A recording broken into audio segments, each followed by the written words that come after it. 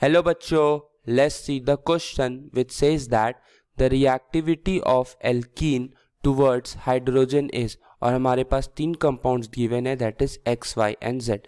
तो इस क्वेश्चन को सॉल्व करने के लिए जो हम की कंसेप्ट लगाएंगे दैट इज की concept is we should know that reactivity of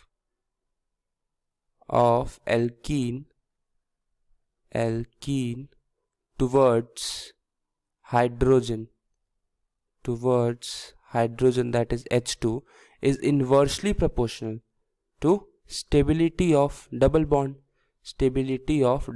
लिखे या alkene stability of double bond दोनों सेम ही है। stability of alkene मतलब जितना होगा alkene उतनी कम रिएक्टिविटी होगी उसकी, हाइड्रोजन स्टेबल होगा कोई भी एल्कीन वो उतना ही ज़्यादा रिएक्टिव हो जाएगा आपका किसके थ्रू, हाइड्रोजन के प्रति। तो हम एक एक करके तीनों जो कंपाउंड देखेंगे और बताएंगे उसमें what is the trend of stability. तो अगर हमें पता चल जाएगा जो सबसे ज़्यादा स्टेबल होगा वो सबसे कम रिएक्टिव और जो सबसे कम स्टेबल होगा वो सबसे ज़्यादा रिएक्टिव होगा। तो जो हमारा पहला कंपाउंड है वो है propene that is CH3C double bond CH2, ये हमारा X हो जाएगा।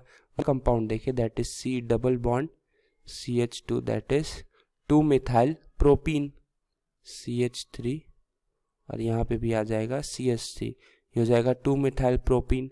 अभी आ जाएगा हमारा 3,3 डाई मिथाइल ब्यूटीन, ठीक है, ये हमारा तीसरा कंपाउंड हो जाएगा 3,3 di methyl. Okay, this is Z। तो हमें पता होता है कि जो डबल बॉन्ड की स्टेबिलिटी होती है वो मेनली प्लस M इफेक्ट या plus H effect that is resonance और हाइपर कॉन्जुगेशन इफेक्ट से ही फर्क पड़ता है। तो जो हाइपर कॉन्जुगेशन इफेक्ट होता है वो ज़्यादा स्टेबिलिटी लाता है। तो हाइपर कॉन्जुगेशन इफेक्ट जो होता है वो अल्फा हाइड्रोजन के कारण होता है। तो अगर हम प्रोपीन में अल्फा हाइड्रोजन देखें तो वो इस मिथाइल ग्रुप के कारण होगा दैट इज 3, ठीक है, 3 अल्फा हाइड्रोजन हो जाएगा। अब अगर हम वाई में देखें तो ये यहाँ डबल बॉन्ड और यहाँ पे 2 मिथाइल ग्रुप डायरेक्टली अटैच्ड है इस डबल बॉन्ड से। तो जो अल्फा हाइड्रोजन की काउंट आएगी वो आएगी अल्फा हाइड्रोजन।